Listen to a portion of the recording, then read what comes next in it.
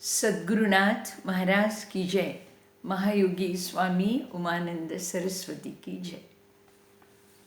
I humbly seek the blessings of Bhagwan Nityananda, Muktanand Baba and my revered Gurudev Mahayogi Swamy Umananda Saraswati. Before we start, our next question.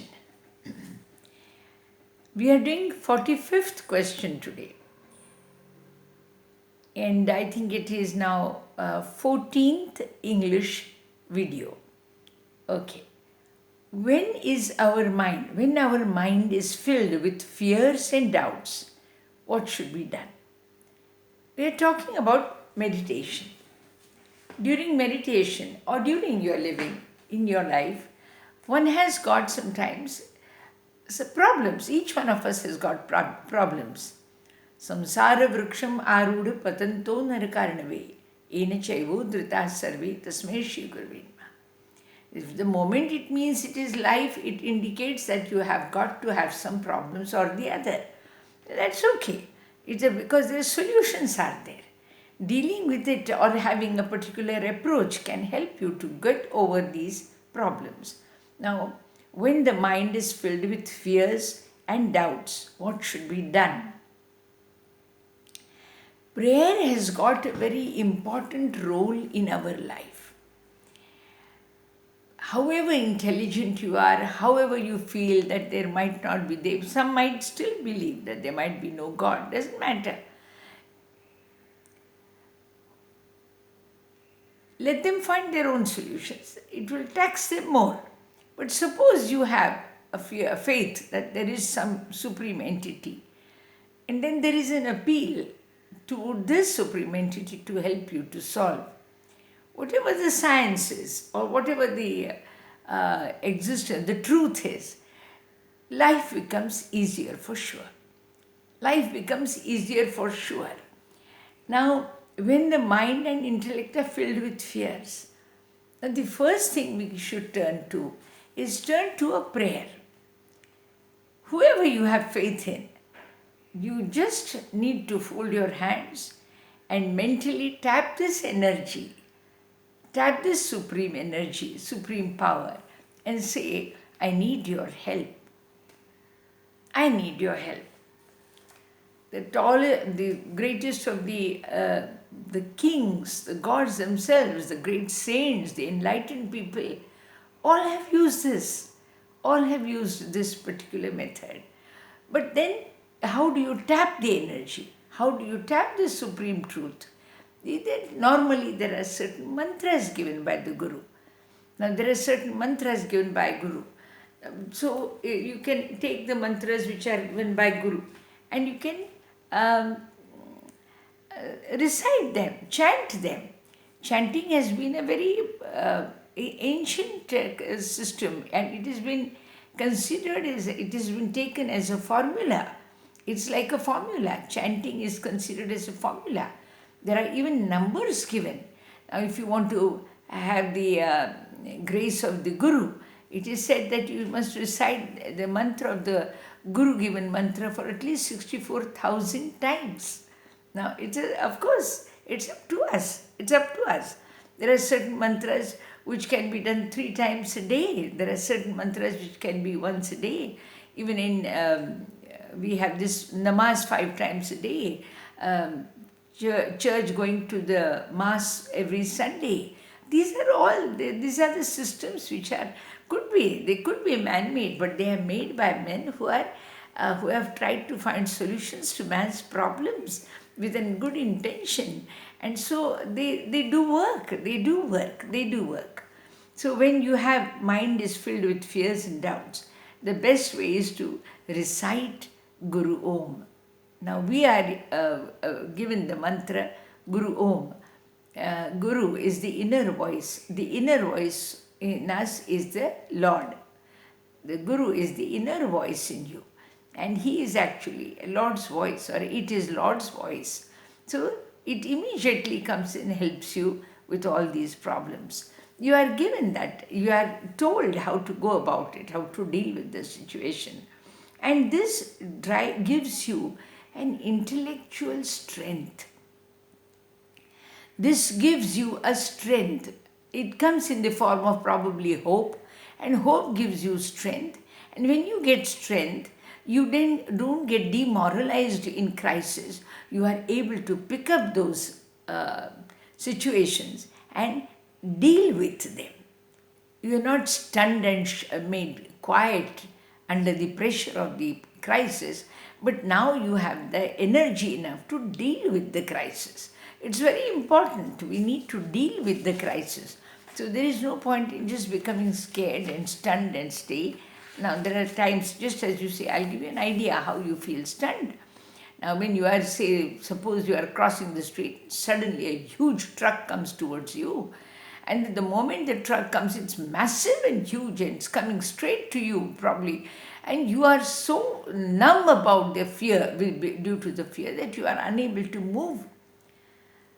This, of course, was an instant moment. But even in Bhagavad Gita, we know Arjun, when he saw the entire army filled with enemy army, filled with his own kith and kin, his mind became numb. He could not deal with it. He was tempted to leave the battlefield and run away. So sometimes this happens. We are unable to deal with the crisis. But then that time it is essential that we turn to a prayer. A prayer. So Arjun turns to Lord Krishna. He says, please help me, tell me how to go about it. So a prayer becomes very important. A prayer becomes very important. So we all are given certain number of prayers or mantras, and which if you keep chanting. Chanting is a very beautiful way of going into deep meditation. You take a simple mantra and you keep on chanting it, chanting it, chanting it, and slowly, slowly you will slip into meditation program. Your mind will go into meditation. So it's a very nice way of dealing with it. So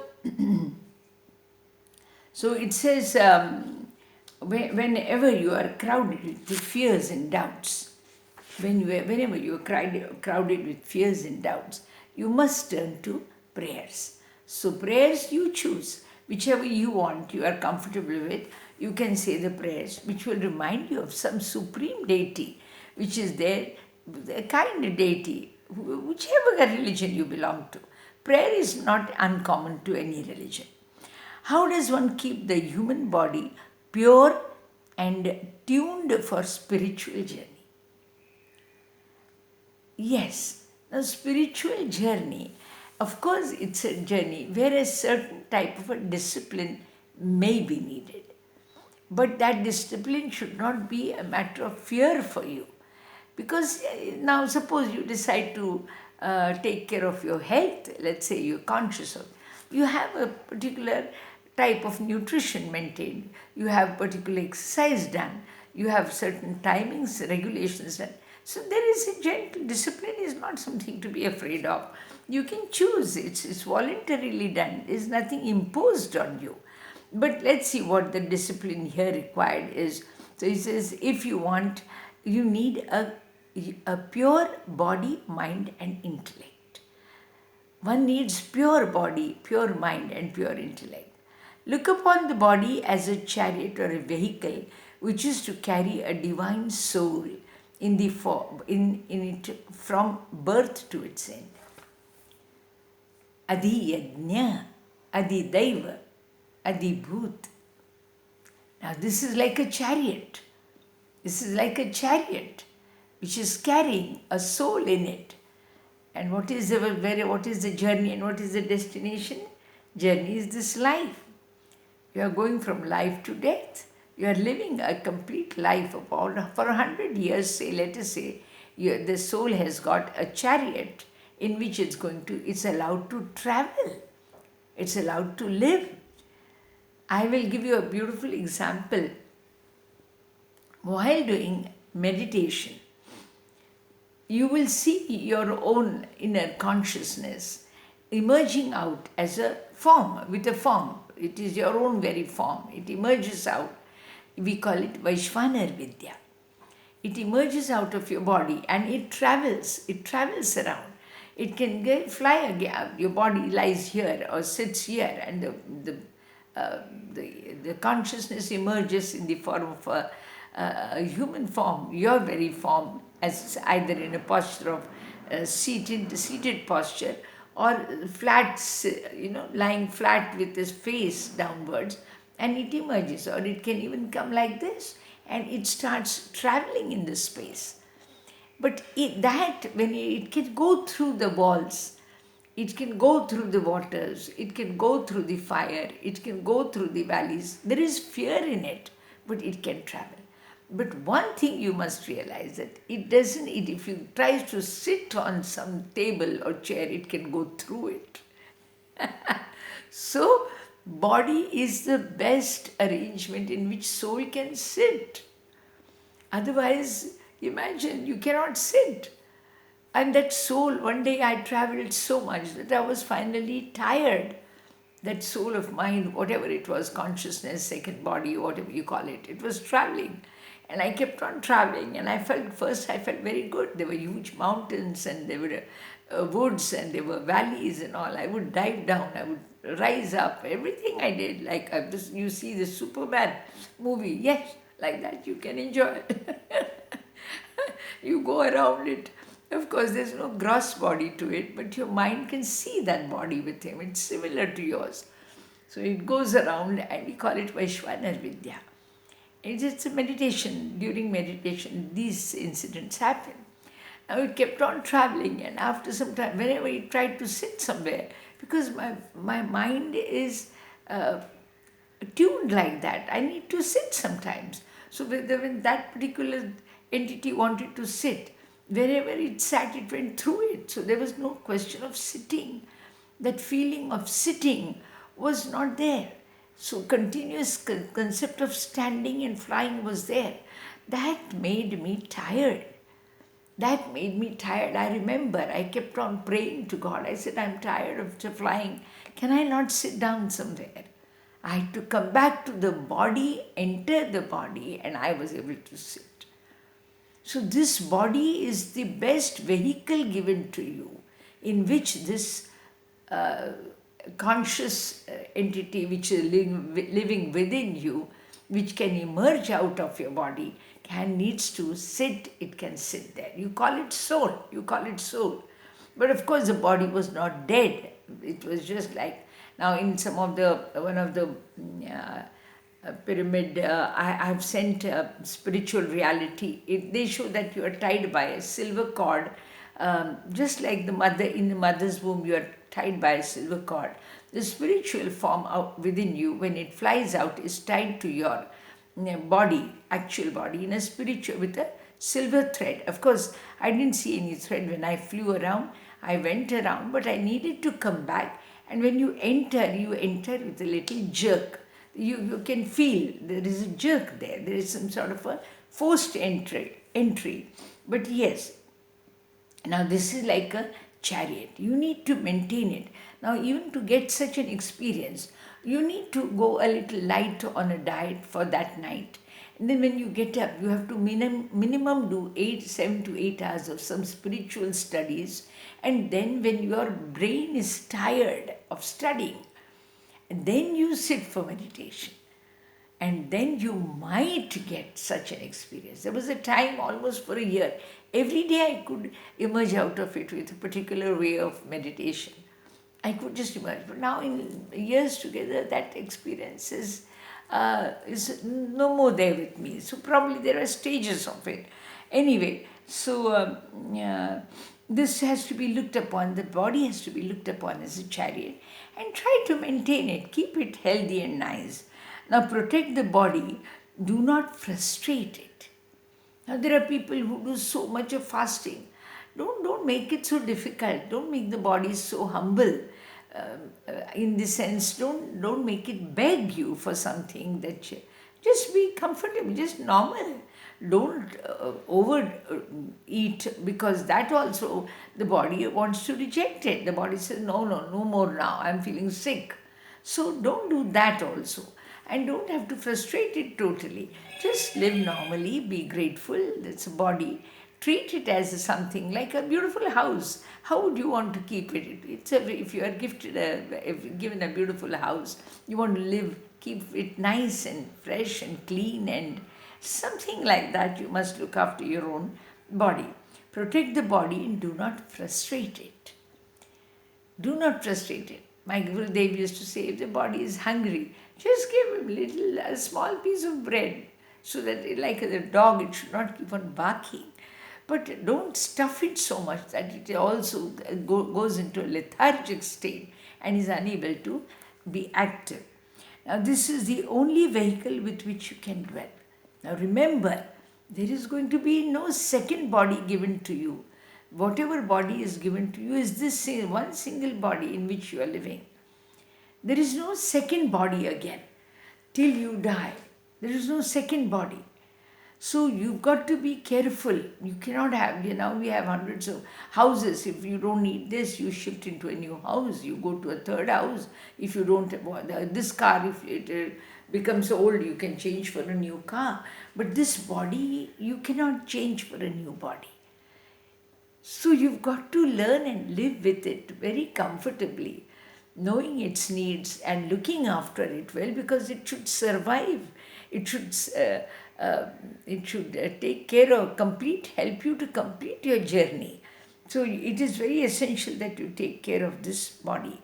One of the ways doing is sound meditation, having normal diet, being very good and thoughtful in your mind, being compassionate and kind. When you think wrongly, you breathe wrongly. So think rightly so that the breath is right. When you think wrongly, your breath becomes wrong, and that can hurt the body. There is another program, From Sorrow to Soar. We can do it sometime later. But you must realize, if you think wrongly, you are going to breathe wrongly. And if you breathe wrongly, your body is going to get damaged. So try and think rightly. Now, this is the only vehicle you have. Remember, you cannot change your body for another one during the lifespan.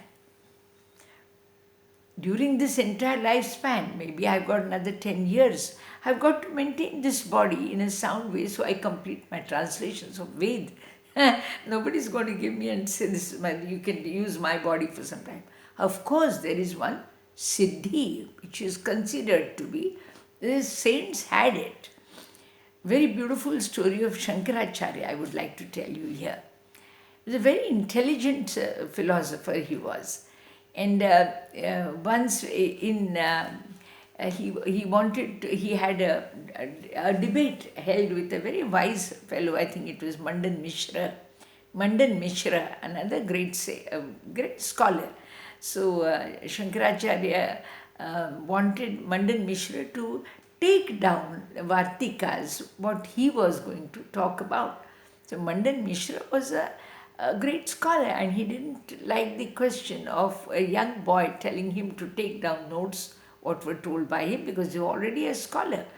So Mandan Mishra, however, he looks at the boy is radiant with his enlightened state. So he still says that I don't mind doing it, provided you defeat me in a verbal battle on the scriptures. So Mandan Mishra and Shankaracharya, they have debate. And in that, Mandan Mishra he loses, and Shankaracharya proves his point more authentically and correctly. But the wife of Mandan Mishra, she also is enlightened. So she asks a few questions to this lad, Shankaracharya. But those questions are mostly to do with the female and understanding. So female understanding, female relationship with the man. So Shankaracharya has not had experience of being a female and a male relationship into that relationship. He's just a kid of less than 16. So he tells the mother, he says, Mandan Mishra's wife, he says, give me 3 days, I shall come back to you with the knowledge of what you're asking me, and I shall answer your questions. So she says, fair enough. So he goes, and there is a king who's dying, or who dies. So it is so said that Shankaracharya enters into the king's body and lives the life of a king for 3 days as a king, and he interacts with his wife, and then knowing that knowledge he comes back and now answers the questions of Mandan Mishra's wife and wins the debate.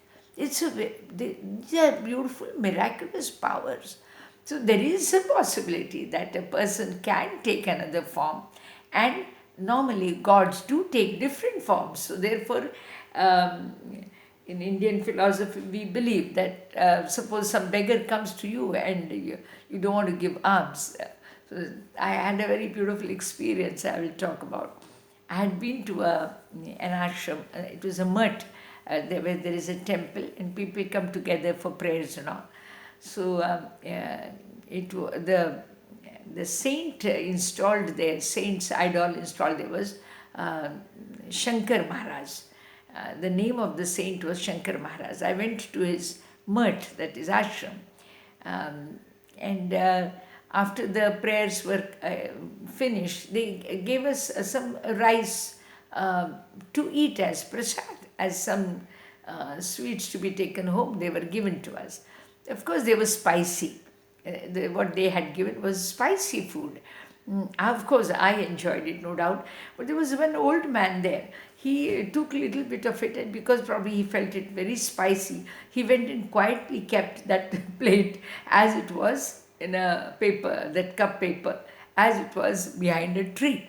He didn't want anybody to notice, because it is considered disrespectful not to eat the prasad given to you. It's a holy food given to you. You are not eating, it's like disrespecting it. The trustees saw this man, and then they all came down upon him very strongly. How dare you do this? How dare you keep it away? How dare you are throwing it away? Poor fellow, that old man was very embarrassed about the whole thing. I was there, I was watching for some time. Then I realized it. I went to the trustees, I said, what makes you feel that he could not be Shankar Maharaj himself, who has incarnated in the form of this man to taste your food?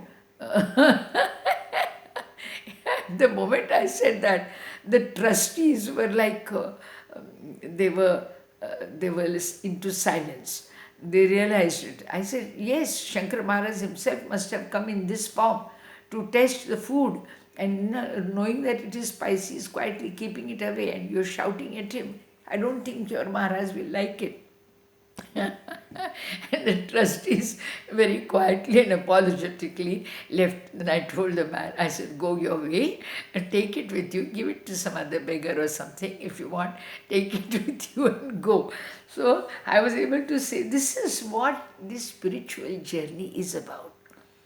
God can manifest in any form, but we have got only one form given to us. So we have to be very careful with that form.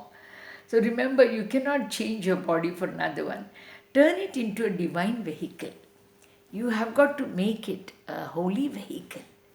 Vehicle also needs to be holy. How can you make it holy? Of course, normal cleansing we all do. We all have bath. Along with it, normal food habits, normal, all these lethargic ways of doing it. And you have to train your intellect to keep on studying. Your desires have to be filtered a little. Your intellect has to develop pursuit of studies.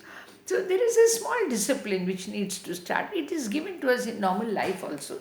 But just that the subjects of studies given to us, those subjects of studies are not spiritual. Normally they are given subjects like physics, chemistry, maths and things like that. So that study should be there. Of course, that is for material gain.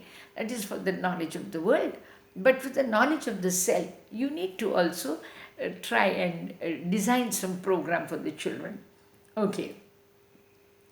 Remember, you cannot now turn it into a divine vehicle and turn it into a yogi's body. Now, yogi is a very revered name, respected name in spiritual journey. You have to give it a yogi's body. Of course, there are, now when I say yogi, it means yogasana also, but not necessarily. Yes, yogasana is a very highly advanced program. Yogasanas, study of yogasanas is a very highly advanced program where intentionally you learn to train the body to go through a status, a situation where the breath and the mind and the body gets controlled in a particular way and maintains stability in that. And it has its advantages, of course. The yogasana is important, pranayama is important. Now, Ashtanga Yoga had introduced about 8 rules, regulations: yam, niyam, asana, that is sitting posture, pranayam, breathing techniques, then pratyahar, withdrawal of the senses from their subjects, dhyan, dharana, samadhi. Dhyan is meditation, dharana is an attitude, approach, and samadhi is keeping the body, mind, and intellect in a harmony, in short, in harmony. Now, this needs a little training to make the body divine. Some of them are luckily born with good virtues. Some people are basically born with good virtues. That's a very beautiful. I'll just tell you in short. Lord Krishna one day, there are 2 families, Kaurav and Pandav. They are his cousins only, and Kauravas are considered to be very cruel by nature, and Pandavas are supposed to be very noble in characters. So he tells the eldest son of Kaurav family, Dhritarashtra, and he tells him, why don't you go and bring me a man who is good? I want you to go and find me a man who is basically good. And he tells the same thing to Arjun from Pandavas. He says, go and bring me a man who is bad. Now, Duryodhana goes around and comes back and tells Krishna, Krishna, I have not seen a single good man on earth. They're all nasty people. Whereas this fellow comes, Arjun comes and he says, Krishna, I couldn't find a single evil fellow. All were good. So basically, if you are good, you don't feel that people around you are bad. All of them, they have something good in them, but you have to be good yourself. So that being good, being a perfect by mind and thought and desire and intellect is being a yogi. So you become a yogi. Now there are 3 words given in comparison to yogi. Second is bhogi. Bhogi, one who indulges in life. So you cannot be bhogi and yogi at the same time. Yogi is who is less indulging in material world. Bhogi is one who indulges more. The result of more indulgence is rogi. That is, you end up with some diseases. So this is like yogi, bhogi, and rogi. So yogi is a person who has maintained less indulgence and therefore has maintained his body more healthier, whereas the bhogi has indulged too much in material world and has ended up with some sort of illnesses. Now you cannot be a bhogi, rogi and yogi at the same time. Now the entire world probably has become bhogi. They have indulged so much. Do you need so many malls? Do you need so many cars? Do you need so much of petrol and wastage? Think. Do you need so many types of soaps to clean? Do you need to be to absolutely wear nothing just to get some money in films? And do you need to abuse? Do you need to break the families to be comfortable in your life? All these thoughts, see what you're doing. Mankind is indulging in certain things and ending up sort of mentally psychic they are becoming. And therefore what has happened, the entire world is being categorized into a rogi categorized corona. Stay with it. Stay with it. Stay with it. China he is just a reason. Had he been, he's just like a reason. He's probably, I don't know anything about much of this politics and all.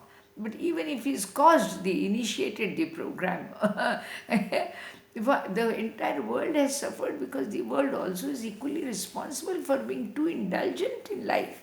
Too indulgent. Anyway, let's hope we come out of it. Then he says, one who indulges in merely seeking pleasures, that is bhogi. And then one who uses it to such an extent that he becomes sick. Then he becomes sick. So this we have to avoid if you want to make your spiritual journey. Keep regulated habits, healthy habits, and remain healthy. To regulate the body activities, mind needs to be controlled or guided. So it is a mind, the mischief maker is the mind. Mind is the mischief maker in your body. It can tempt you. It says, so what?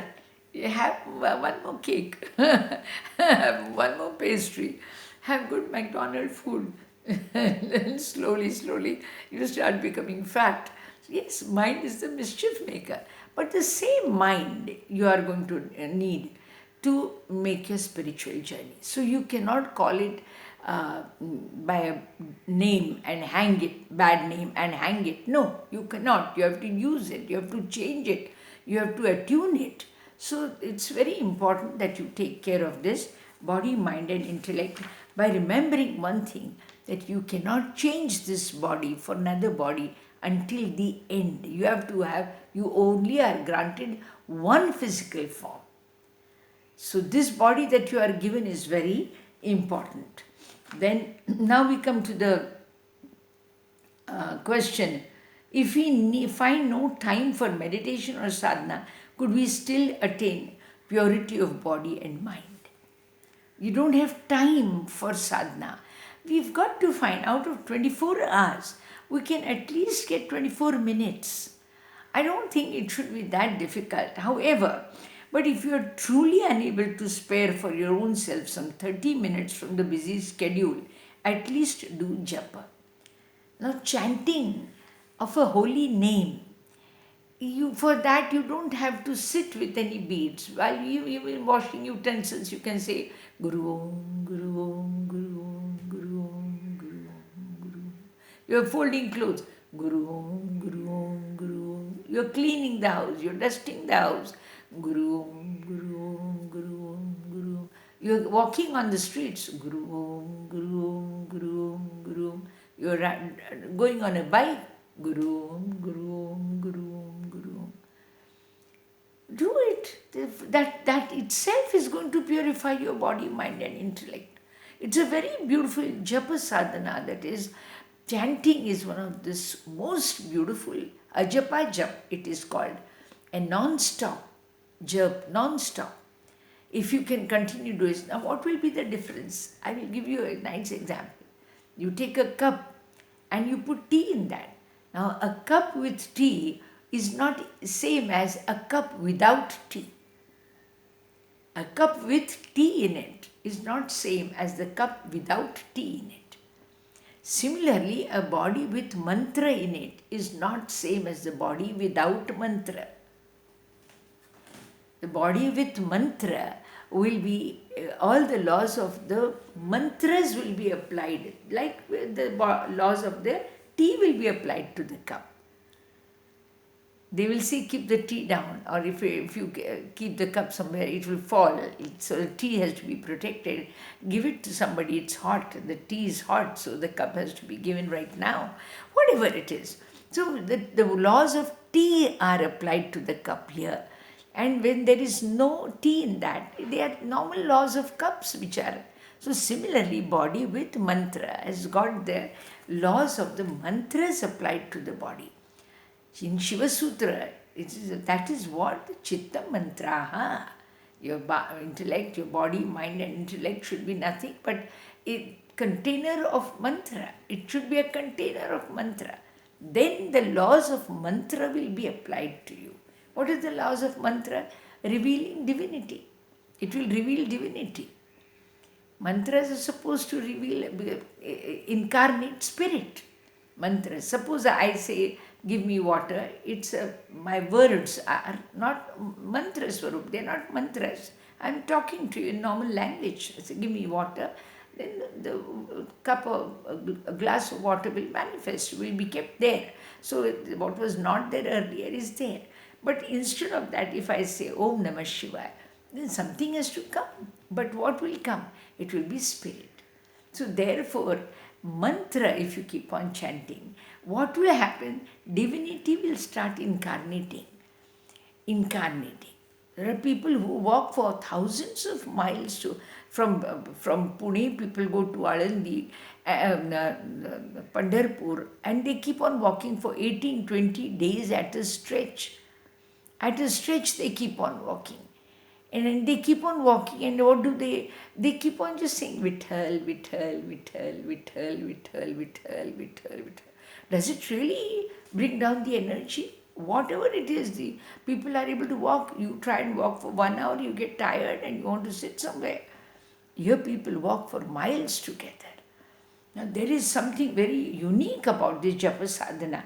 We can practice it. Daily you can keep one day program for chanting. Try it out 108 times, 208 times, whatever you can get. Try and do it. The continuation mantra, it is while walking, sitting, eating, doing, whatever act you are doing, even while you are donating something to poor in charity, do it with mantra. It will have a stronger effect. If you are giving alms to somebody, you do it with that. Wherever anything that you can do. Initially, it would be a purposeful effort. First, initially, you have to train the mind to do it, and later it becomes a habit. Now it becomes so much so that when we are fast asleep, while getting up also we start reciting. It's somehow first word comes to my mind is Sadgurunath Maharaj ki jai. Now externally I say it every time I start some new program. So unknowingly when I get up, it probably is starting of the day or whatever it is, my subconscious state comes up with the mantra for Sadgurunath Maharaj ki jai. Now this is how it works. Now, can people of all religions join us in our ways of performing spiritual sadhana? Yes, all religions. That's why I don't bring up any particular religion concept here. Because spiritual is perfecting your own body, mind, intellect, breath, thought process.